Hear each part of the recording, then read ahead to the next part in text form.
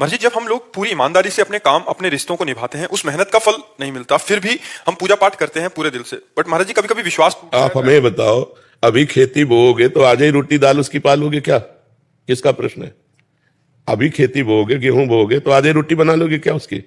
कितनी पूजा पाठ करते हो, कितना जप करते हो, कितना ध्यान करते हो, लेकिन पीछे जन्मों के जो किए हुए पाप कर्म है उनका जो बनकर प्रारब्ध है उसको कौन भोगेगा? पीछे की फसल अभी खाओ और अभी की फसल आगे मिलेगी। संत महात्माओं की तुलना में तुम कितना भजन करते हो?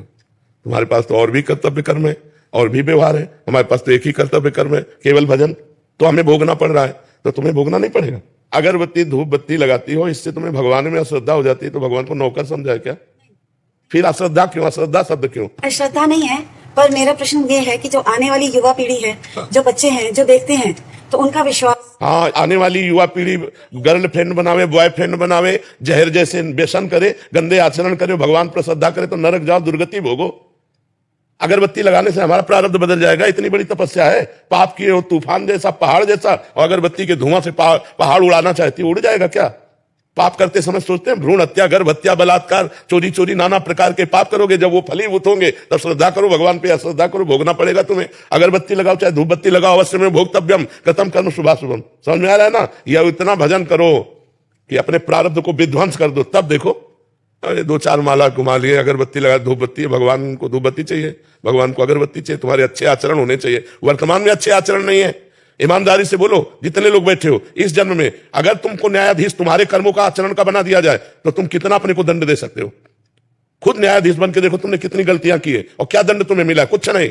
भगवान की कृपालुता की तरफ देखते हो? नहीं देखते हो। अनंत जन्मों से मनमानी आचरण करते लोग चले आ रहे। अब जब उनका फल आता है, अब इस जन्म में 2-4 अगरबत्ती लगा दी और हमें भगवान पर श्रद्धा हो रही। नौजवानों रास्ता इसी बात का ना, डिप्रेशन में गए, कर ली, ये कर लिया, वो कर लिया, यही परिणाम है।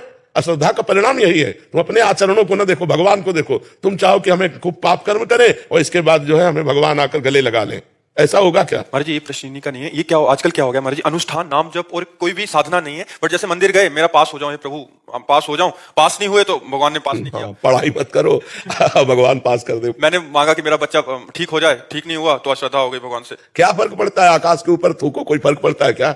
तुम्हारे मुंह पे चिट्ठियां पड़ेगी आके भगवान आकाश के समान महान है, उनको क्या फर्क पड़ता है? उन्होंने देखो, उन्होंने आपको खेती दे दी, आपको बीज दे दिया, अब आप जो बोओगे वो आपको काटना होगा। आपने पसंद किया बबूल, तो बबूल जगेगा उसमें बोया जो आपने।